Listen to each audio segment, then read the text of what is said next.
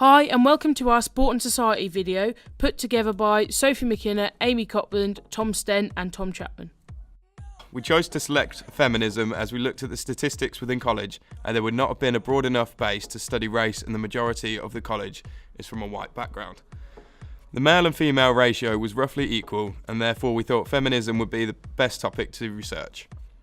We then looked at what area of feminism to study. We discussed that the area we would like to research is the differences in male and female physical activity within a gym. Locked in now, can't leave this place. So many years, I needed to have my space. We were unsure how to tackle this topic as it was quite a wide spectrum. We then designed a questionnaire to survey males and females about exercise patterns within a gym. We looked at a modifiable activity questionnaire and amended it to suit our needs.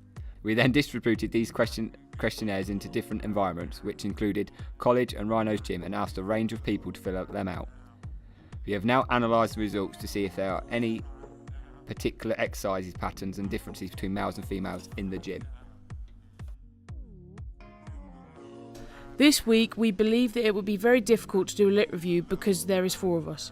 Therefore we decided to look at research and use MindMeister to combine our findings and help us create a lit review.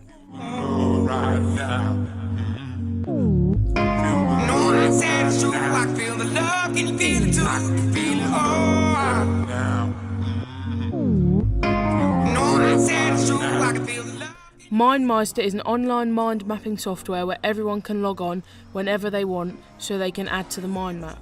We challenged ourselves to do around 3 research articles each.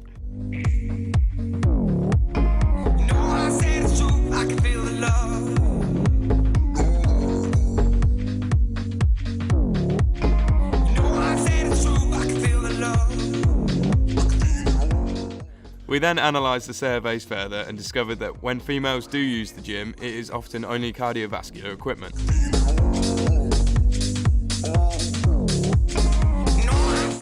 There did not appear to be any differences when using the gym at different times of the year. We thought we could further survey males and females to find out more in-depth answers with regards to gym usage and how they prefer to use it. We then went on to decide our research question would be, what are the barriers to females using the gym and why? From this research question, we will develop a semi-structured interview to determine this and randomly select participants from different age groups. We discussed whom we would want to interview regarding the availability of the participants. The subject. We have chosen the subject of what are the barriers to females using the gym and why. Procedures. We designed a modifiable activity questionnaire and found convenient participants to take part.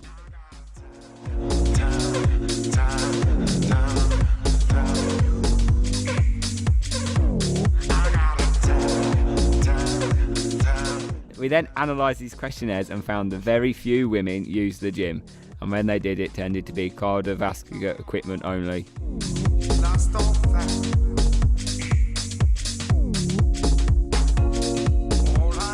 From this information is how we developed the second questionnaire, which was a semi-structured interview. Our focus for the semi-structured interview was women and procedures, and perceived barriers to participation in the sport, more specifically the gym.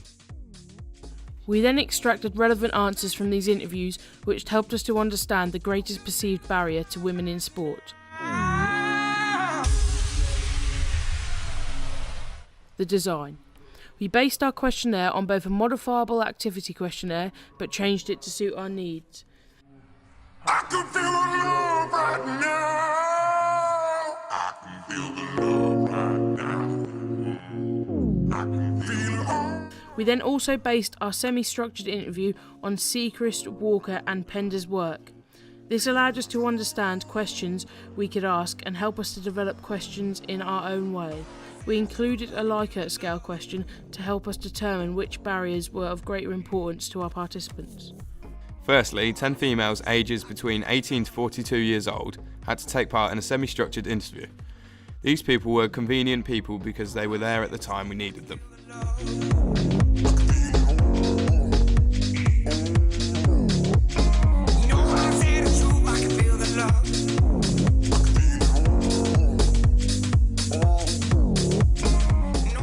The data we collected was analysed and data coded.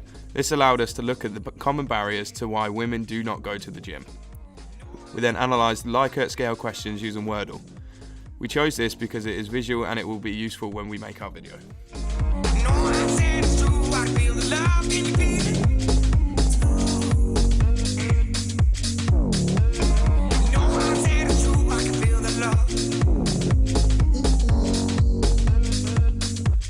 During our research, our aim was to discover the barriers that women face when participating in sport. We found that there was a number of barriers that women claim stops or hinders them from participating in physical activity. Many women say that time was a barrier to them participating, so that after a long day of work that they may not have the time to go to the gym, for instance.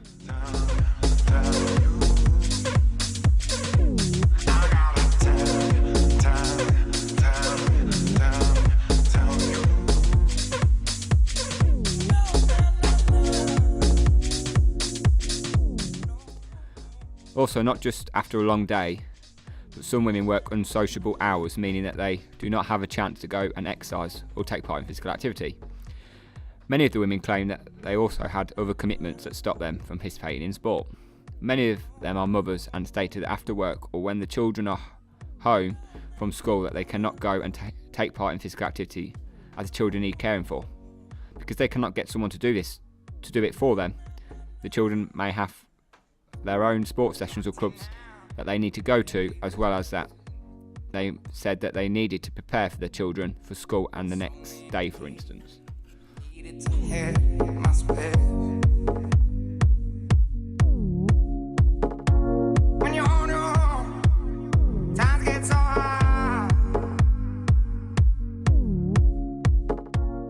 Finally, a number of the women stated that a barrier for them participating in physical activity so that they could not afford to train.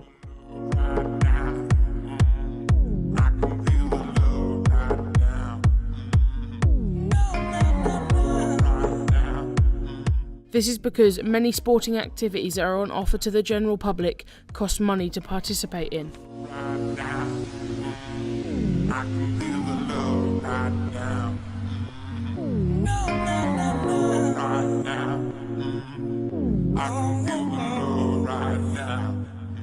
An example of this would be women when wanting to attend the gym. Any gym that you go to requires a monthly membership fee, with the cheap ones being around £20 a month and more expensive ones looking at £40 to £60 a month. Obviously this all adds up and costs a lot of money for the average person. I can feel the love.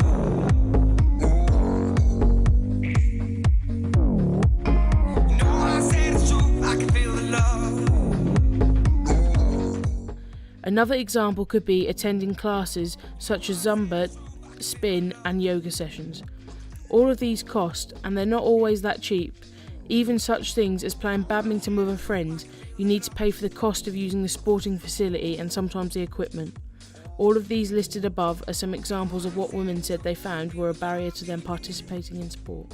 We discussed the main findings from this research and discovered that some of the biggest barriers to women in exercise were time, money and family commitments. This concurred with other research that we had looked at for our literature review, for example Hisham Mace. Hisham Mace noted that they perceived lack of time was a barrier for women, which therefore meant that they felt they could not exercise as regularly as they would have liked to. I can feel the love.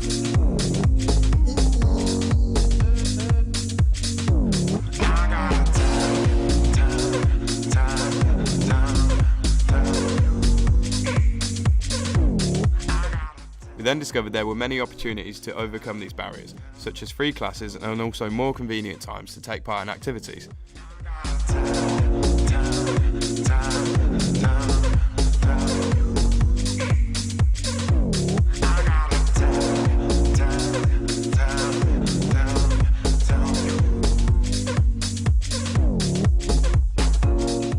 Reflecting on our interview, we would align the themes of Hochburn, Rosenstock and Kegel's health belief model. They proposed 6 factors that influence physical activity. These were perceived susceptibility, perceived severity, perceived benefits, perceived barriers, self-efficacy and cues of action. We would also aim to interview more people in the future and have a wider sample to allow for a greater range and possibly more insightful results.